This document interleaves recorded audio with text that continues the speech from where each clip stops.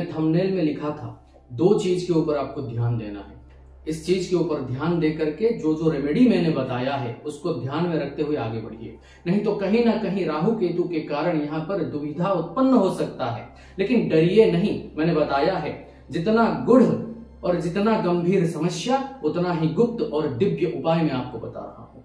नमस्कार प्रिय दर्शकों, मैं डॉक्टर सहस्त्रांशु आप लोगों का स्वागत करता हूँ वैदिक ज्योतिष बंधु के इस विशेष कार्यक्रम में, बहुत विशेष कार्यक्रम में।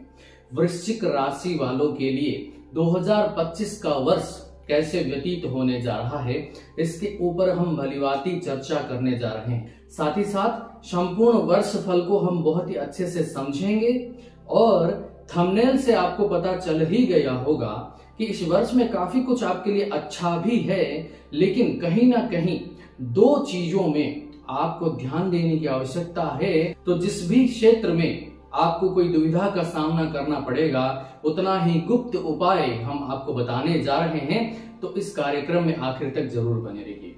कार्यक्रम में आगे बढ़ने से पूर्व जय श्री राम लिखते हुए कमेंट सेक्शन में जय श्री राम लिखते हुए आगे बढ़िएगा। सबसे पहले किसी भी वर्ष फल को समझने से पूर्व यह जानना पड़ता है कि इस वर्ष में आपके ऊपर कौन कौन से ऐसे ग्रह है जिसका ज्यादा से ज्यादा प्रभाव होने जा रहा है। वैसे तो हर वर्ष में हर राशि के ऊपर समस्त ग्रहों का प्रभाव होता है, लेकिन इस वर्ष 2025 में वृश्चिक राशि वालों के ऊपर राहु केतु गुरु और शनि का सबसे ज्यादा प्रभाव होने जा रहा है। इसी श्रृंखला में सबसे पहले वर्तमान समय का बात करेंगे। अभी जो समय चल रहा है मार्च 29 तारीख तक, यह समय आपके लिए अच्छा साबित होगा। यानी कि आप देख रहे होंगे कि वर्तमान जो नया साल कैलेंडर नया साल का शुरुआत हुआ है यह ऑलरेडी आपके लिए अच्छा या फिर एवरेज सा चल रहा है, जो कि दिन प्रतिदिन आपके लिए अच्छा होता जाएगा मार्च 29 तारीख तक। मार्च 29 तारीख तक कैरियर में नए नए अनुबंध में आप लिप्त रह सकते हैं, किसी नए चीज का आप इनिशिएशन कर सकते हैं, धन लाभ कर सकते हैं। रिलेशनशिप के लिए भी समय बहुत अच्छा है, विवाह आदि के लिए भी जो है योग खुल रहा है या ऑलरेडी खुला है। तो मार्च 29 तारीख तक इस समय का आपको लाभ लेना चाहिए। ओम नमो नारायणाय नमः या फिर ओम नमो भगवते वासुदेवाय नमः मंत्र का आपको नित्य जाप करना चाहिए। 29 मार्च को शनिदेव आपके कुंडली में पंचम भाव में गोचर करने जा रहे हैं। पंचम भाव में शनिदेव के आने से आपको राहत मिलेगा। किस चीज से? 2.5 साल से जो ढैया में आप फंसे हुए थे, जो आपके हाथ बंधे हुए थे, आप कोई चीज को कर ही नहीं पा रहे थे, मन में योजना तो बना रहे थे लेकिन कर्म में दिख नहीं रहा था कोई चीज।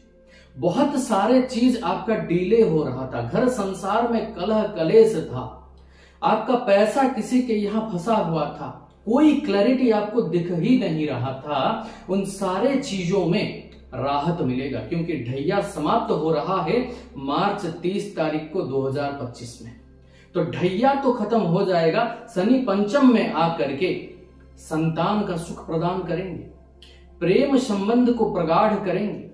साथ ही साथ जो विद्यार्थी किसी भी चीज का पढ़ाई कर रहे हैं, किसी कॉम्पिटिटिव एग्जाम का प्रिपरेशन कर रहे हैं, उनके लिए भी काफी बढ़िया फल देने जा रहे हैं। एक चीज को समझिए, समग्र संसार शनिदेव से भयभीत है, लेकिन ज्योतिष को अगर सही तरह से समझे तो शनिदेव जहां बैठते हैं वहां का अच्छा फल प्रदान करते हैं। तो पंचम भाव में शिक्षा, संतान, प्रेम से रिलेटेड अच्छा फल प्रदान करने जा रहे हैं। लेकिन शनिदेव का दृष्टि विच्छेदात्मक होता है। शनिदेव यहाँ बैठ करके आपकी कुंडली में सप्तम भाव, एकादश भाव और द्वितीय भाव को देखेंगे। यानी कि लव रिलेशनशिप तो अच्छा रहेगा, लेकिन जिनका विवाह संपन्न हो चुका है, जो ऑलरेडी वैदिक मत से विवाहित है या पति पत्नी है, उनकी रिलेशनशिप में प्रॉब्लम आ सकता है। साझेदारी में अगर कोई बिजनेस आप चला रहे हैं तो यहां प्रॉब्लम खड़ा हो सकता है। ऐसे ही आपके धन कमाने के रास्ते में भी थोड़ा सा डिले या फिर जो स्लो प्रोसेस होता है यह देखने को मिलेगा। शनिदेव करते क्या है? धैर्य सिखाते हैं। यानी कि शनिदेव यहां बैठ करके आपको बहुत कुछ देने जा रहे हैं, लेकिन धैर्य जरूर सिखाएंगे, हर किसी को सिखाते हैं। तो शनिदेव को खुश करने का एक ही मार्ग है, कर्म तत्पर हो जाओ। कर्म तत्पर हो करके कंफर्ट जोन से बाहर निकल करके अपना काम करो और शनिदेव को खुश करने के लिए असहाय व्यक्ति का या असहाय लेबर क्लास आदमी का हेल्प करो।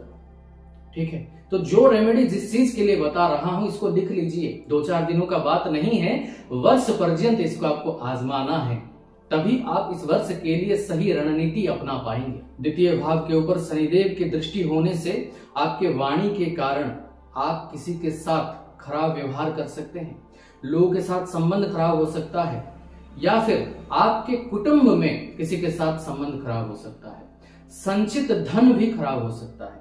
लेकिन ध्यान देने की बात यह है कि अगर आपके कुंडली में शनिदेव अच्छे हैं तो यह सारे दुविधा आपको झेलना नहीं पड़ेगा। लेकिन अगर कहीं आपके कुंडली में शनिदेव बहुत ज्यादा खराब है तो शनिदेव का उपाय आवश्यक है। करना क्या है, गंगा जल मिश्रित शीतल जल में आपको काले तिल के कुछ दाने डाल देने हैं और उसी को शनिवार के शनिवार शिवलिंग के ऊपर अर्पण करिए। घर में कर सकते हैं या मंदिर में कर सकते हैं। यह चीज अगर करते हैं, गणेश अथर्वशीर्ष का अगर पाठ करते हैं, संकट नाशन गणेश स्तोत्र का पाठ करते हैं तो काफी फायदा आपको होने जा रहा है। साथ ही साथ शनिदेव के क्रूर दृष्टि से बचने के लिए हर शनिवार को अपने घर के मंदिर में चाहे हनुमान मंदिर में आप तिल के तेल का दिया प्रस्तुत करके उसको प्रज्वलित करिएगा, राम नाम का जाप करिएगा, नहीं तो हनुमान चालीसा का दिल से पाठ करिएगा। अब 14 मई को होने जा रहा है बड़ा परिवर्तन। 14 मई को देवगुरु बृहस्पति आपके कुंडली के अष्टम भाव में गोचर करेंगे। अष्टम भाव में गोचर करके देवगुरु बृहस्पति आपको विदेश से लाभ कराएंगे। अगर कोई बिजनेस आप कर रहे हो तो बिजनेस आपका और भी एक जगह में खुलने जा रहा है, आपका वेंचर बड़ा होने वाला है। जॉब कर रहे हैं तो प्रमोशन का या फिर ट्रांसफर का योग बनने जा रहा है। तो काफी कुछ यहाँ पर देवगुरु बृहस्पति प्रदान करने जा रहे हैं। कुटुंब में लोगों के साथ रिलेशनशिप अच्छा कराएंगे। साथ ही साथ यहाँ पर आपके प्रेम संबंध में भी जो है देवगुरु बृहस्पति अच्छा फल प्रदान करने जा रहे हैं।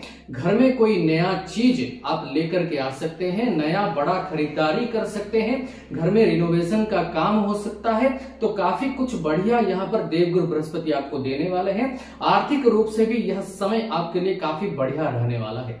विद्यार्थियों के लिए भी यह समय काफी बढ़िया रहेगा। ध्यान किस चीज का देना है, इस समय में आपको स्वाध्याय करना है, साधना करना है। साधना क्या है, जो लोग यहाँ पर किसी भी गुढ़ तथ्य से, किसी भी शक्ति से जुड़ करके साधना करना चाहते हैं उनके लिए बहुत बढ़िया समय है। जो लोग किसी चीज के ऊपर शोध रिसर्च आदि करना चाहते हैं उनके लिए बढ़िया समय है। और जो लोग रोजमर्रा की जिंदगी में नॉर्मल साधारण काम करते हैं उनके लिए उनका कर्म ही साधना है। यानी कि इस समय में आप जितना हो सकता है अपने कर्म के ऊपर, अपने प्रोफेशन के ऊपर, अपने आप के ऊपर आप ध्यान दीजिएगा और अपने ऊपर खुद आप साधना करिएगा। मेरे द्वारा कहे गए एक एक शब्द के ऊपर विचार करने की आपको आवश्यकता है। यहाँ पर गुरु आपको यात्रा से लाभ करवाएंगे, सुख सुविधा प्राप्त कराएंगे। अगर कोई प्रॉपर्टी आप लेना चाहते हो तो प्रॉपर्टी में भी आप इन्वेस्ट करके लाभ कमाने जा रहे हैं, या फिर अपने जीवन का बहुत ही बड़ा प्रॉपर्टी या मटेरियलिस्टिक अचीवमेंट आप करने जा रहे हैं। ध्यान देना है 2-3 चीज का। पहले तो अपने पेट का, जठर अग्नि का या जठर का आपको जो है ध्यान देना है। जठर रिलेटेड विकार हो सकता है, गुप्तांग रिलेटेड विकार हो सकता है। इन दोनों चीजों के लिए आपको सैनिटेशन मेंटेन करते हुए जीवन में आगे बढ़ना है। ससुराल पक्ष से रिश्ता खराब हो सकता है तो इसको ध्यान दे करके आपको आगे बढ़ना चाहिए। 18 मई तक कुछ चीजों के ऊपर आपको ध्यान देना है। अपने स्वास्थ्य के ऊपर आपको खास ध्यान देना है। जिन लोगों को दिल से रिलेटेड कोई प्रॉब्लम है आपको कोई भी सिम्टम को नजरअंदाज नहीं करना है। जिन लोगों को पेट से रिलेटेड समस्या है आपको वैद्य के साथ, डॉक्टर के साथ समय समय पर मिलते रहना है, शरीर का जांच करवाते रहना है। जो माताएं या बहनें मई महीने के अंदर अंदर संतान को जन्म देने जा रही हैं या जिनका गर्भ रुक गया है या रुकने वाला है मई महीने के अंदर अंदर, उन लोगों को पेट में पल रहे संतान का खास ख्याल रखने की आवश्यकता है। नहीं तो कहीं ना कहीं राहु केतु के कारण यहाँ पर दुविधा उत्पन्न हो सकता है। लेकिन डरिए नहीं, मैंने बताया है जितना गुढ़ और जितना गंभीर समस्या उतना ही गुप्त और दिव्य उपाय मैं आपको बता रहा हूं। संतान को सुरक्षित रखने के लिए संतान गोपाल मंत्र का नित्य जाप करना शुरू करिए। राहु को ठीक करने के लिए कच्चे दूध में काला तिल मिला करके शिवलिंग के ऊपर अर्पण करिए। गर्भवती महिला अगर इस चीज को नहीं कर सकती है तो उनके लिए उनके घर का कोई भी सदस्य इसको परफॉर्म कर सकता है। साथ ही साथ केतु को ठीक करने के लिए शाम के समय सूर्यास्त के बाद कुत्तों को कुछ खाना खिलाएं। स्ट्रे डॉग्स या फिर आवारा कुत्तों को खाना खिलाते रहिए। इतना करने मात्र से आपका संतान बहुत ही सुंदर और सुडौल शरीर के साथ बहुत ही सुखद डिलीवरी के साथ जन्म ले लेगा। 18 मई के बाद राहु केतु आपके प्रोफेशनल लाइफ में, आपके सांसारिक सुख शांति में, आपके घर के सुख शांति में अपना पाप प्रभाव दिखाएंगे। यहां पर आपको ओरिजिनलिटी मेंटेन करना है, यानी कि किसी के बात में आकर के कहीं भी कूदना नहीं है, नहीं तो आप अपना मान सम्मान या फिर अपना कष्ट अर्जित धनराशि को बर्बाद करते हुए नजर आएंगे।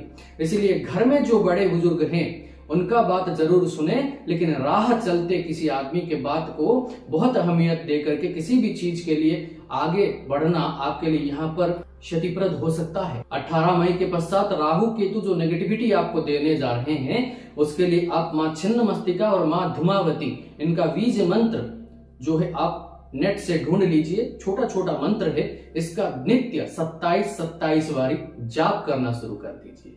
19 अक्टूबर को 4 दिसंबर तक, यानी कि 19 अक्टूबर से शुरू करके 4 दिसंबर तक देवगुरु बृहस्पति अतिचारी होकर के आपके नवम भाव में गोचर करने जा रहे हैं। ये 2 महीने के अंतराल में आप अपने भाग्य को नए उड़ान दे सकते हैं। आपका भाग्य का दरवाजा खुलने जा रहा है। सौभाग्य आपका दरवाजा खटखटाने वाला है। यहाँ पर आप धन प्राप्त करेंगे। लव रिलेशनशिप में हीलिंग या फिर ब्लूमिंग परिस्फुटित हो जाएगा। आपका लव लाइफ आप महसूस करेंगे। वैवाहिक जीवन काफी सुखद रहेगा। बहुत बढ़िया तरीके से इस 2 महीने में आप जीवन में आगे बढ़ने जा रहे हैं। तो इन 2 महीनों में काफी कुछ आपके लिए अच्छा तो है ही, इसको और बढ़िया बनाने के लिए इस 2 महीने में आप घर में तुलसी जी के जितने पौधे ला सकते हैं ला करके एक छोटा सा तुलसी वन अपने घर में बनाएं और रोज शाम को वहां पर बैठ करके या रोज सुबह वहां पर बैठ करके उनको जल प्रदान करने के बाद में वहां बैठ करके आप ओम नमो नारायणाय नमः मंत्र का जाप करिएगा। तो चीज को समझिए, रिलेशनशिप और स्वास्थ्य को मैंने थंबनेल में लिखा था। 2 चीज के ऊपर आपको ध्यान देना है। एक तो रिलेशनशिप, किसी के साथ भी रिलेशनशिप खराब हो सकता है, यानी कि बस लव रिलेशनशिप का बात नहीं कर रहा हूं, किसी के साथ भी कभी भी अचानक रूप से रिलेशनशिप खराब हो सकता है। इस चीज के ऊपर ध्यान दे करके जो रेमेडी मैंने बताया है उसको ध्यान में रखते हुए आगे बढ़िए। हर दिन हो सकता है तो संकट नाशन गणेश स्तोत्र या गणेश अथर्वशीर्ष का पाठ करिए। और स्वास्थ्य में जिनको हार्ट से रिलेटेड समस्या है उनको ध्यान देने की आवश्यकता है अपने स्वास्थ्य के ऊपर। जिनको जठर अग्नि या जठर विकार है उनको अपने पेट से रिलेटेड समस्याओं को नजरअंदाज नहीं करना है। और जो माताएं बहनें मई महीने के अंदर अंदर जो है प्रसव करने जा रही हैं, शिशु को जन्म देने जा रही हैं, या जिनका गर्भ ठहरने वाला है या ठहर चुका है इस मई महीने के अंदर, उनको अपने गर्भ के ऊपर बहुत ज्यादा ध्यान देने की आवश्यकता है। इस वर्ष में अपने सपनों को अचीव करने के लिए, इस वर्ष में अपने आप को खुश रखने के लिए, अपने परिवार को सुरक्षित रखने के लिए आप सर्वारिष्ट निवारण स्तोत्रम को किसी भी मोबाइल हो या फिर किसी भी टीवी आदि कोई भी डिवाइस में आप प्ले कर दीजिए।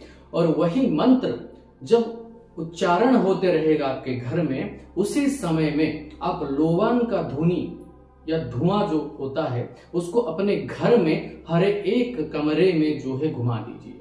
शुरुआत करेंगे घर की कुल देवता से, घर के मंदिर से, और उसको घर के हर एक कमरे में आपको फैलाना है।